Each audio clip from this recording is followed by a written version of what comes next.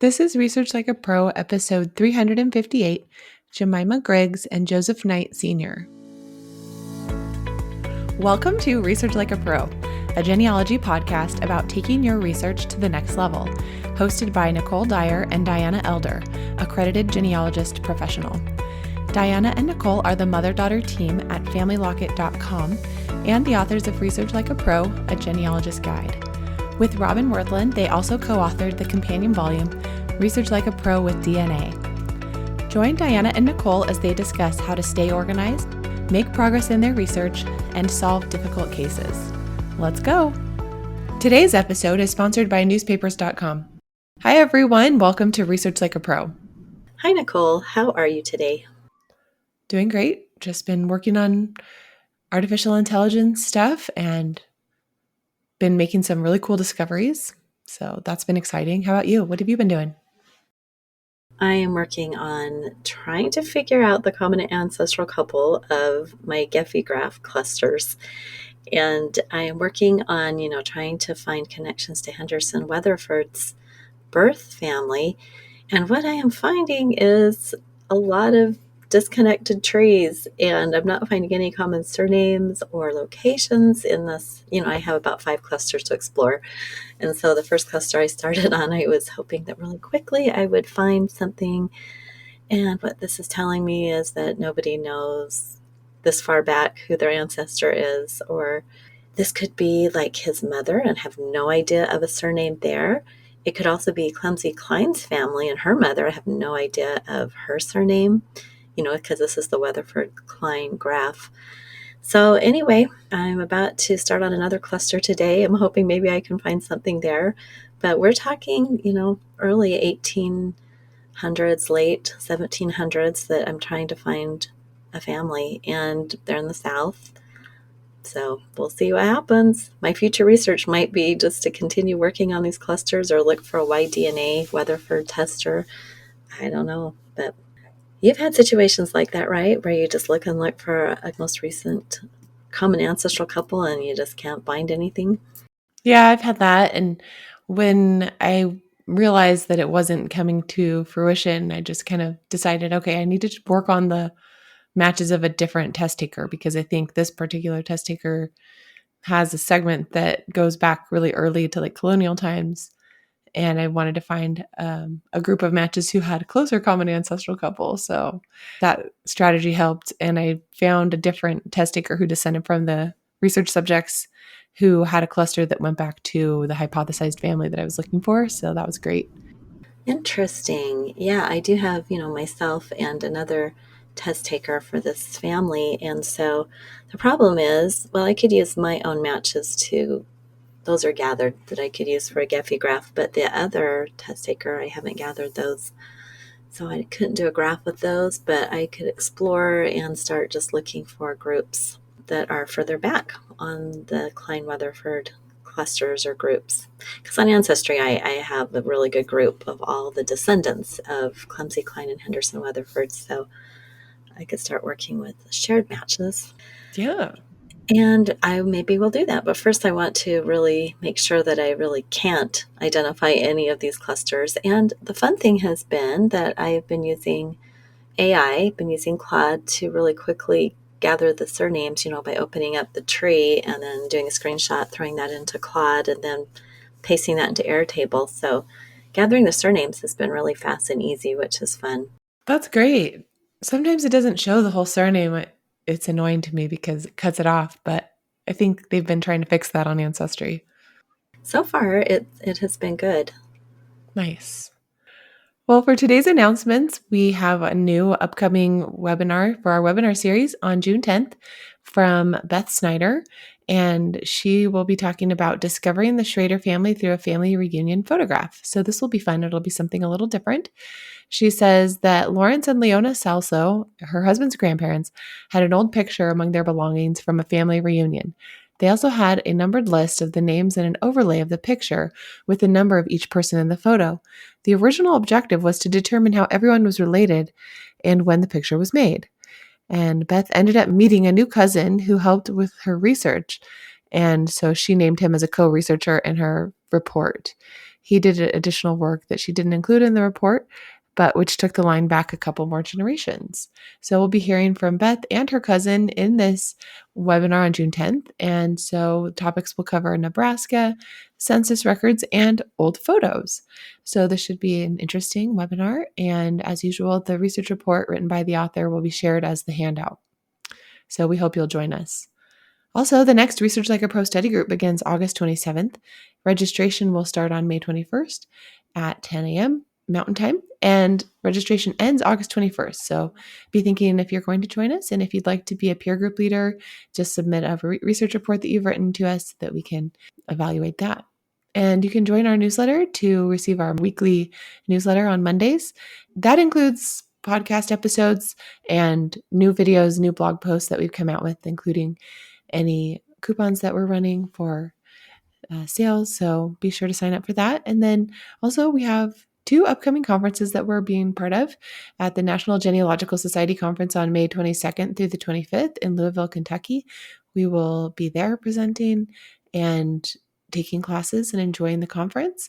And then we will be teaching at the Texas Institute of Genealogical Research on June 16th through the 20th. This is a virtual institute course, and the course that I'm coordinating is called Integrating AI into Genealogical Research and Writing.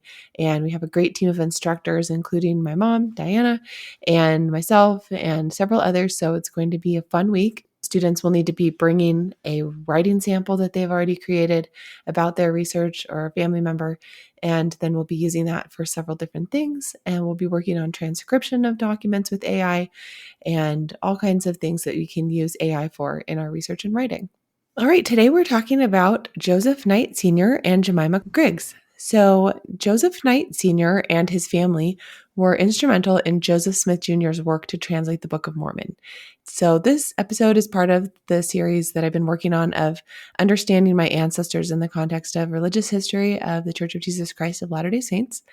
And so, this time I decided to learn more about Joseph Knight Sr., who was one of the people who was well known in the church's early history for his support of Joseph Smith.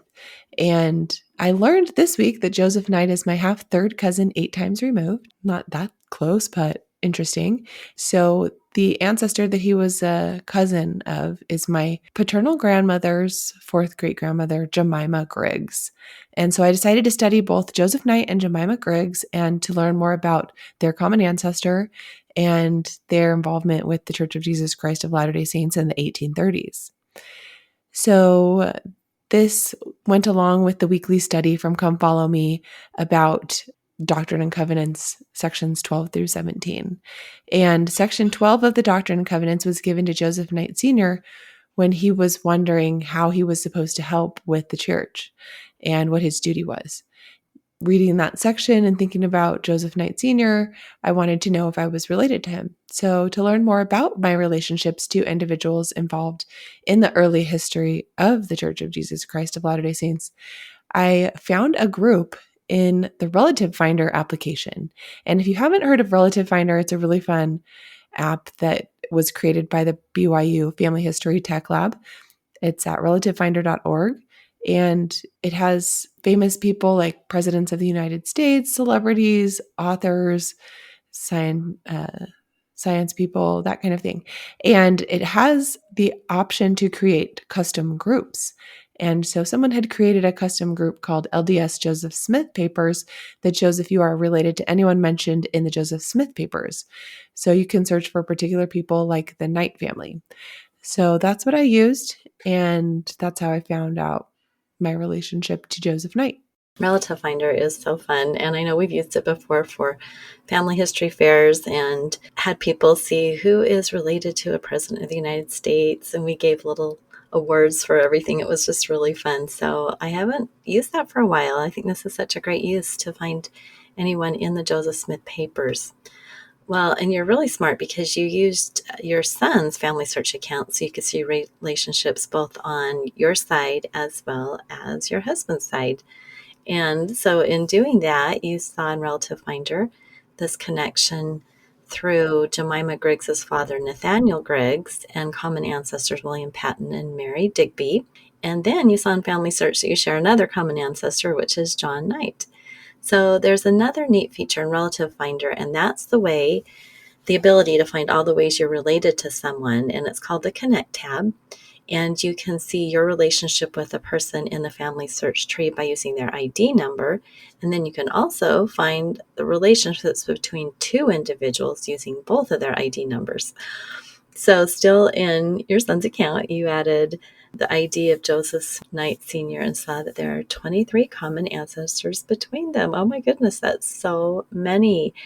And most of these were from early colonial times and were interrelated. But, sometimes we just don't explore those really early times, especially if we know the ancestry. Most of them were from the Massachusetts Bay Colony in the 1600s, which is very cool. The closest relationship between Nicole and Joseph Knight Sr. was through John Knight Jr., who was born 1630 in England and died in 1714 in Charlestown, Massachusetts.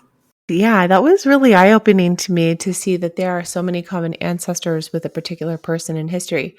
And I think it's also really eye-opening for our DNA research too, to think about there are going to be multiple ways we are related to our matches.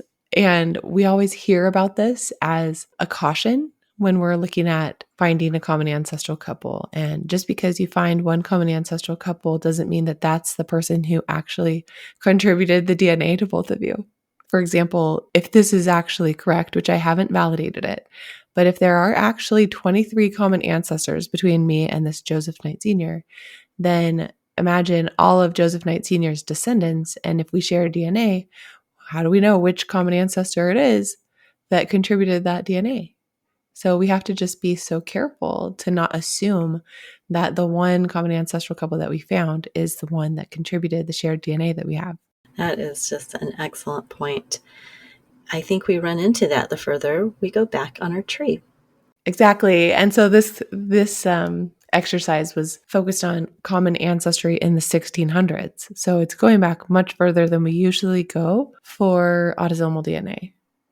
Right. But I think sometimes, like you were saying at the beginning, when you can't find a common ancestor for a cluster that seems like they're recent, like from the 1800s forward, then it could be that that segment of DNA is just one that was passed down intact from the colonial times and didn't get smaller and smaller like we sometimes think.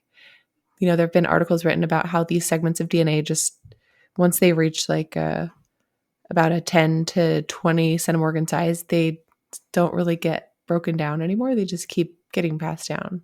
And there's been articles called sticky segments that talk about this, but that's not really the right word. It's just that the chance of some smaller segment getting recombined and like made smaller goes down when they get to a certain smaller size. So it's just an interesting thing in genetics, and we don't fully understand the implications for it for genetic genealogy, other than that these segments could be older than we think. So if a bunch of people are sharing a 10 to 20 centimorgan size segment, it could be that their common ancestor is back, 10 to 20 generations and not just 6 to 8 generations. Right. And I feel like we're learning more and more about how those segments are passed down as we continue to work with DNA. Yes, it's so interesting. Well, talking about the Knight ancestry and how we have that common ancestor who was John Knight Jr., born in England and died in Massachusetts. So let's talk about that. So Joseph Knight Sr. and Jemima Griggs, who is my ancestor, were both descended from John Knight. And because they descend through different wives of John Knight, they are half third cousins to each other. And full third cousins would have both second great grandparents in common, but they just have one second great grandparent in common and then two different great grandmothers. Well, John Knight, an aged man, died December 1st, 1714, in Charlestown, Massachusetts. He was born about 1630 in England, the son of John Knight Sr. and Mary, who migrated to the Massachusetts Bay Colony in the 1630s. John Knight Sr. was considered one of 109 founders of Watertown, established in 1630, and was received into the town church in 1636. It's amazing to me that there are records about this. that survived till today. John Knight was likely born in England and then came to the colony with his parents when he was a very young child. He was a cooper, church member, and was married 5 times. His first wife was Ruhama Johnson, who he married on April 25th, 1654. One of their 5 children, Elizabeth Knight, survived to adulthood and was the great-grandmother of my ancestor, Jemima Griggs. John Knight then married Abigail Stowers, who passed away, then Mary Bridge on June 22nd, 1668. Mary Bridge, his third wife, was the mother of Samuel Knight, the great-grandfather of Joseph Knight Sr. After Mary's death, John Knight married Mary Clements, who died after 4 years. Then he married Sarah Rollins Holsworth. So it's really interesting and sad to look at this early colonial family with such a high mortality rate.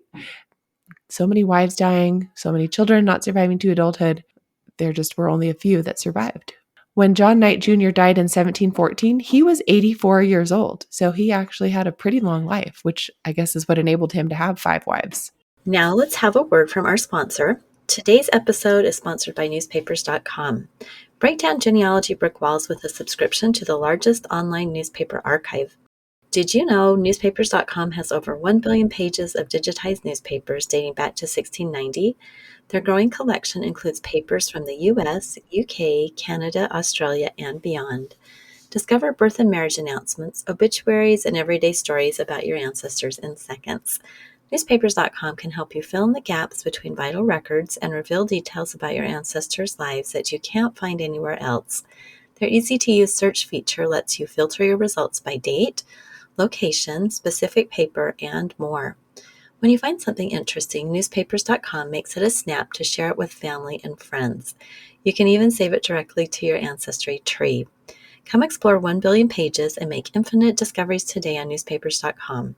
Use promo code FamilyLockup for a 20% discount on your subscription. So now let's talk about Joseph Knight Sr. Samuel Knight's great-grandson was Joseph Knight Sr., and he was born November 26, 1772 to Benjamin and Hannah Knight in Oakham, Massachusetts. He lived in Windham County, Vermont, when he married Polly Peck in 1795, and they moved to Chenango County, New York, then Colesville, New York in 1811. He was a landowner, and in 1826 he hired Joseph Smith Jr. as a laborer. Joseph Knight Sr. owned 4 farms in Colesville, a grain mill, and 2 carding machines, which prepared wool and cotton for spinning. And his son said, "My father said Joseph Smith was the best hand he ever hired." And Joseph told him and his father that he had seen a vision, that a personage had appeared to him and told him where there was a gold book of ancient date buried, and if he would follow the directions of the angel, he could get it. My father and I believed what he told us. I think we were the first after his father's family. Well, Joseph Knight Sr. and his family were loyal friends who helped Joseph Smith Jr. while he was translating the Book of Mormon. And Joseph Smith Jr. wrote, "He was very kindly and considerately brought us a quantity of provisions in order that we might not be interrupted in the work of translation." Knight gave the Smiths a barrel of mackerel and some lined paper for writing, some 9 or 10 bushels of grain, and some 5 or 6 bushels of taters, and a pound of tea. Joseph Knight Sr. asked Joseph Smith Jr. what the Lord wanted him to do, and the revelation that came in May 1829 as a result is now Doctrine and Covenants, section 12. And this section is similar to others that were given to Hiram Smith and Oliver Cowdery, where the men are encouraged to assist in a great and marvelous work that is about to come forth. And it includes harvest imagery that would have been very familiar to a farmer. Knight was encouraged to keep my commandments and see to bring forth and establish the cause of Zion. He was baptized into the Church of Jesus Christ of Latter-day Saints on June 28, 1830 by Oliver Cowdery, and moved to Jackson County, Missouri in 1831, then Nauvoo, Illinois in 1840, where he was ordained a high priest, and he died on February 2nd, 1847 at Mount Pisgah, Clark County, Iowa. Right. So he passed away before the movement of all the church members to the Salt Lake Valley. So he wasn't there. Now let's talk about Jemima. So Joseph Knight's third cousin, Jemima Griggs, was born in 1753 and christened on 11 February 1753 in Roxbury, Massachusetts. So she was the daughter of Nathaniel and Mary Griggs. And on September 12th, 1775, she married John White in Roxbury. Her first child was named John Griggs White. And I love how a lot of these colonial people used the mother's maiden name as the middle name for their children. I've seen that quite a bit with this time and place. It's a really good clue that you're on the right track if you're finding the mother's maiden name. Yes. Well, Jemima went on to have 10 children in all. And I think she might have died soon after her youngest son was born in about 1803. And supposedly her husband, John White, died in 1802. But I found that there's a little bit of information lacking in her FamilySearch profile. So more research is needed to understand what happened with their deaths and her life and her family. So that's something I put into my future research to do. Well, Jemima's son, John Griggs White, joined the Church of Jesus Christ of Latter-day Saints after moving to the Kirtland, Ohio area in 1835. He later moved to Nauvoo, Illinois, and then migrated west with the Aaron Johnson Pioneer Company in 1850 with his wife, Lucy Miranda Bailey White, son Joel White, and Joel's wife, Frayne Ann Thomas White. So I wanted to create a picture to represent Jemima for this blog post that I wrote about her. And so I asked ChatGPT to create an image that could represent her after uploading the images of John Griggs White, her son, and the picture of Joseph Knight, because they actually had kind of a similar style of people sitting at a desk. And so I just used the prompt, create an image after the style in these uploaded images for Jemima Griggs, a mother of 10 children when she was 35 years old. And she lived in Roxbury, Massachusetts in about 1785. So it created an image that showed a woman sitting in what looks like a colonial household with kind of a chair that looks like it could be from that time period, made of wood, and a candle on a candlestick and a basket with some linen in it, perhaps like a bread basket and like a feather pen in the background and some crockery. And she's wearing a big bonnet. Her clothing looks like colonial style, kind of one of those brown dresses with a bunch of white in the collar and button down. And of course, because it's a ChatGPT AI image, it looks kind of waxy in the face and kind of the facial features are a little bit overly perfect, but I still liked it. And it didn't look like an actual photorealistic picture, which I feel like is important because when I create illustrations for family history purposes, I don't want them to look photorealistic because I feel like that has the risk of people assuming or thinking that that's a real picture of the person. So I usually opt to go with more of like an art style or some kind of drawing look, pencil drawing, watercolor, something like that. Well, I think that's really smart because I love this image, but you'd never mistake it for an actual picture. No one would ever take it and say this is her photograph from 1785, which would be impossible. So good job on that. Well, let's kind of wrap this up. Many settlers of the Massachusetts Bay Colony migrated west in the early 1800s to New York and Ohio, and these were some of the first people to join the Church of Jesus Christ of Latter-day Saints. And they were descendants of these early colonists in Massachusetts. And as we've been talking about, among them were Joseph Knight Sr., who was a close associate of Joseph Smith Jr., and John Griggs White, the son of Jemima Griggs White. And as always, once you dig into a family or an ancestor, you discover there is so much more research that can be done, and especially on this life and family of Jemima Griggs White. More research could really help with understanding her children's birth and death dates and places, as well as her husband's death dates and places. Right. Yeah. It's interesting sometimes where there's a profile that seems to have a lot of information, but then some things are missing. So, for future research, I want to find an original record for Joseph Knight Sr.'s birth in Oakham. And the link in his profile in FamilySearch doesn't work anymore. It was supposed to go to ma-vitalrecords.org. So, I think that this is just another case of a government website where they used to host like an index or images for vital records for the state of Massachusetts has changed. And so it's probably hosted at a different site, or maybe they just pulled the funding for it. Who knows? But it's kind of interesting and sad to see how fleeting these state and county websites can be with vital records and things.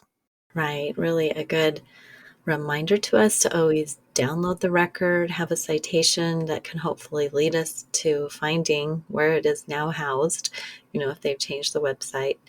So something more than just a URL. However, the URL could be used in the Wayback Machine. Perhaps it could find, the old website before they reorganized. And I've used that before, on Internet Archive. So just have to really keep good records. Right. So that was on Joseph Knight Sr. The other future research ideas I had were for my direct ancestor, Jemima Griggs White. And I want to determine why there is a 1778 death record for a female married to John White in Roxbury when Jemima Griggs White supposedly had children up until 1802 and died about 1803. I think the death record was probably attached to Jemima in FamilySearch. I think it's a derivative. And I think it just probably belongs to a different John White and his wife. It didn't name a wife, it just said John White's wife. So it's really hard to evaluate, but to me, it seems like probably a situation where it's somebody of the same name having a record attached. So I'll have to figure out where that belongs and detach it. I also want to find an original record for John Griggs White's birth in Roxbury, and then determine when Jemima Griggs actually died. Her FamilySearch profile states that she died in 1803 after the birth of her son Joel in 1802, but then there's that source attached to her death for a Mrs. John White who died in 1778. So that source, again, it's causing confusion. Then I also want to determine when Jemima's husband, John White, died. His FamilySearch profile says 1802, but there are not any sources attached. And then there are not any death dates for Jemima Griggs' children. So all of the children need to be researched and figure out what happened to them and when they died. So there is quite a bit of work to do on this family. Wow, that's great. And how fun that you found another connection. I think it's so fascinating that so many of these ancestors we've been talking about in these podcasts were from that Massachusetts Bay Colony. I don't think you had any idea that you had so many connections there.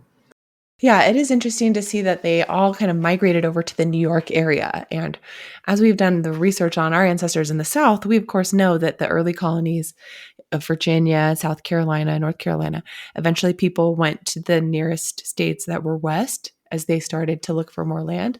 And I think that's exactly what happened up here in the Massachusetts Bay Colony, where people were expanding their families. The children wanted to get their own land. They went west to the next state over. So they were moving over to New York and then eventually moved over to Ohio. And then, of course, all of the members of our church went over to Utah, which is where a lot of our ancestors ended up settling. Right.